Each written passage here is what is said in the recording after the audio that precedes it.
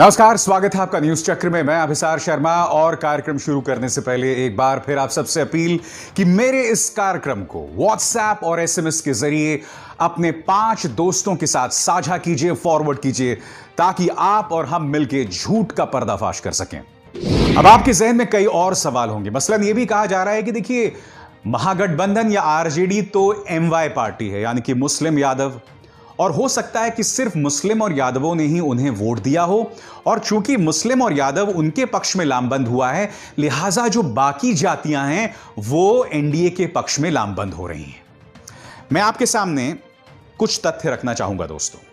मसलन इस बार महागठबंधन ने अन्य जातियों के कैंडिडेट्स को भी मैदान में उतारा है। आपके सामने करीब 21 ईबीसी यानी कि अति पिछड़ा वर्ग से 21 प्रत्याशी मैदान में, 14 ब्राह्मण, 16 कुशवाहा, 38 शेड्यूल कास्ट और 18 राजपूत।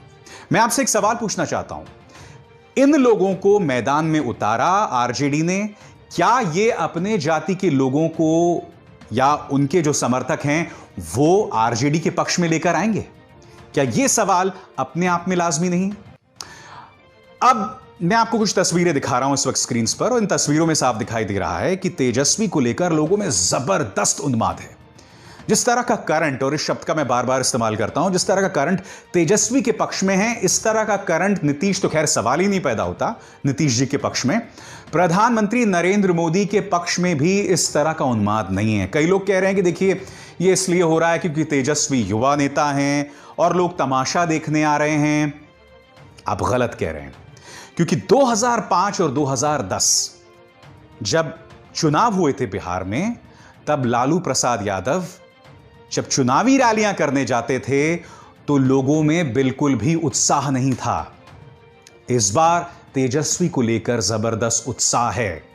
तो अब आपको यह सवाल पूछना होगा, जो जानकारी मैंने आपको मुहैया कराई, क्योंकि 2005 और 2010 में लालू को लेकर बिल्कुल उत्साह नहीं था जनता में, अब तेजस्वी को लेकर उत्साह है। तो क्या लोग ड्रामा करने के लिए वहां उतरे हैं, या ड्रामा देखने के लिए वहां उतरे हैं, या वाकई तेजस्वी में उन्हें उम्मीद दिखाई देती है? और एक और बात मैं कहता हूं दोस्तों, इस वक्त आप कई पत्रकारों को यह कहते हुए सुनेंगे कि भारतीय जनता पार्टी नीतीश कुमार को सबक सिखाना चाहती है, इसलिए बीजेपी और जनता दल यूनाइटेड में किसी तरह का कोई तालमेल नहीं है। बीजेपी चाहती है कि नीतीश कुमार हारें। इससे बड़ा झूठ कुछ नहीं हो सकता दोस्तों। देखिए, हकीकत यह है कि अगर बीजेपी जीतती है तो वो बीजेपी और जनता दल यूनाइटेड की संयुक्त ताकत से जीतेगी, संयुक्त सीटों से जीतेगी। जो लोग आपसे कहते हैं कि मोदी और अमित शाह नीतीश कुमार को सबक सिखाना चाहते हैं, वो दरअसल एनडीए की हार के बहाने ढूंढ रहे हैं। एनडीए की हार को छुपाने के बहाने ढूंढ रहे हैं। इन लोगों के तर्कों से बचिए। जी हां, अगर एनडीए जीतती है तो उसके पीछे बीजेपी और जनता दल यूनाइटेड की संयुक्त ताकत है, और कुछ नहीं। यही नहीं दोस्तों, 2015 में महिलाओं ने खास तौर पर नीतीश कुमार के लिए वोट किया था। जातियों से ऊपर उठकर वोट किया था। और क्यों किया था? क्योंकि जब नीतीश कुमार शराबबंदी लाए थे तो उसका असर घरों में दिखाई दे रहा था, मगर धीरे धीरे इसको लेकर हकीकत सामने आने लगी। कुछ दिनों तक तो शराबबंदी का असर दिखाई दिया, मगर अब हो क्या रहा है आप लोगों से पूछिए। पटना में, वैशाली में, मुजफ्फरपुर में तो लोग कहते हैं आपको आसानी से घरों में शराब मिल जाया करेगी। अब वो औरतें जिन्होंने 2015 में नीतीश के लिए अपनी राय जतलाई थी जातियों से ऊपर उठकर, अब वो वापस अपनी जातियों की तरफ आ रही हैं। यानी कि अब वो वोट देंगी तो शायद अपनी जातियों, अपने प्रत्याशी के हिसाब से। हो सकता है कि इसके जरिए भी नीतीश कुमार के लिए उम्मीद की एक किरण हो, यानी कि वो जिस जाति से आते हैं, उनकी जो जाति से जुड़ी महिलाएं हैं, उनके लिए वोट करेंगी, या उनका जो समीकरण बन रहा है बाकी जातियों के साथ, हो सकता है वो एनडीए के लिए वोट करें और वो जीत जाएं। ये अपने आप में है, मगर यह अपने आप में एक बहुत बड़ा झटका भी है नीतीश कुमार के लिए। पहले जो औरतें थी लगातार उनके साथ, वो अब शायद उनके साथ नहीं है। अब मैं आपको एक और हकीकत बताता हूं दोस्तों। इस वक्त जमीन पर कई रिपोर्टर्स हैं और उनके पास कई जानकारियां हैं, मगर वो खुल के कई चीजें नहीं बोल रहे हैं। मसलन कोई भी रिपोर्टर ये खुलकर नहीं बोल रहा है कि भारतीय जनता पार्टी हार रही है, और कह भी कैसे सकता है, कहने की हिम्मत भी नहीं हो सकती है। मैं आपको एक छोटी सी मिसाल देता हूं दोस्तों। जब पिछली बार यानी कि 3 साल पहले उत्तर प्रदेश में चुनाव हुआ था, और मेरी एक दोस्त थी जिन्होंने यह कह दिया था और लगातार कह रही थी कि अखिलेश यादव दोबारा चुनकर आ रहे हैं। जाहिर सी बात है उनकी भविष्यवाणी गलत साबित हुई।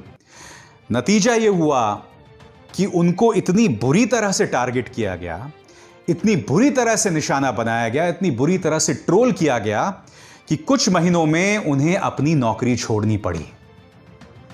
मैं आपको बताना चाहता हूं दोस्तों, भारतीय जनता पार्टी के जो प्रचार तंत्र है ना, वो इतना ज्यादा उग्र है कि अगर भारतीय जनता पार्टी हार रही हो तो कोई हिम्मत नहीं करेगा यह कहने की कि भारतीय जनता पार्टी हार रही है।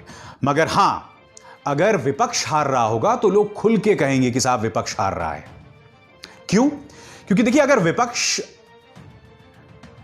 जीत रहा हो और अगर आप यह कह दें कि विपक्ष हार रहा है, तो जब नतीजे आएंगे तो विपक्ष आपको टारगेट नहीं करेगा। कांग्रेस, आरजेडी, समाजवादी पार्टी ये आपको निशाना नहीं बनाएंगे, ज्यादा से ज्यादा आपको ट्रोल करेंगे।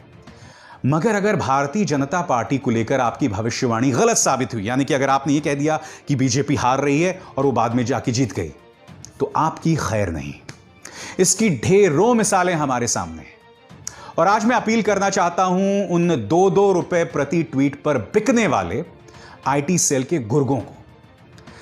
प्रॉब्लम क्या है तुम लोगों के साथ कि तुम लोगों ने पूरे संवाद को, समाज के पूरे नैरेटिव को इतना गंदा बना दिया है, इतना कीचड़ बना दिया है, क्योंकि तुम्हें लगता है कि साहब कीचड़ में ही कमल खिलता है। नहीं, ऐसा नहीं है।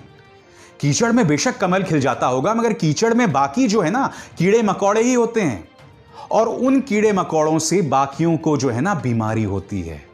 यह बात ध्यान रखो। एक चुनाव जीत जाओगे, अगला चुनाव जीत जाओगे, मगर कभी ना कभी अंत होगा। कभी ना कभी तुम भी विपक्ष में बैठोगे और उस वक्त उन पत्रकारों के साथ होगे जो सरकार से सवाल करते हैं, मेरे जैसे पत्रकारों के साथ। खैर, जो भी है, मैंने आपको बताया कि क्यों कई लोग ये कहने से डरते हैं कि भारतीय जनता पार्टी हार रही है। इसकी भी पीछे की हकीकत मैंने आपको बताई। मगर एक बात तय है, मुझे खुशी इस बात की है कि ये चुनाव बहुत करीबी हैं, बहुत जबरदस्त मुकाबला है। एक dark horse Tejashwi Yadav fight दे रहा है जिसकी हमने कल्पना भी नहीं की थी। और एक और बात दोस्तों, यह सवाल कांग्रेस पर है। हरियाणा में कांग्रेस ने किसी तरह की कोई कोशिश नहीं की थी, फिर भी मुकाबला इतना करीबी हुआ क्योंकि जनता उस वक्त चाहती थी कि वो भारतीय जनता पार्टी को हराए, मगर विकल्प नहीं थे। कांग्रेस खुद सामने उभर कर नहीं आ रही थी। कांग्रेस ने इसी तरह से हाथ से सत्ता को जाने दिया मध्य प्रदेश के अंदर अपने आपसी मतभेद के चलते। आज यह सवाल है कांग्रेस जैसे मुख्य विपक्षी दल को लेकर कि आपको राजनीति को गंभीरता से लेना होगा। मैं जानता हूं कि केंद्रीय स्तर पर राहुल गांधी जो हैं, चाहे चीन की बात हो, चाहे कोरोना की बात हो, चाहे आरोग्य सेतु की बात हो, वो जो भी बात आज से कई महीनों पहले कह रहे थे वो बाद में सही साबित हो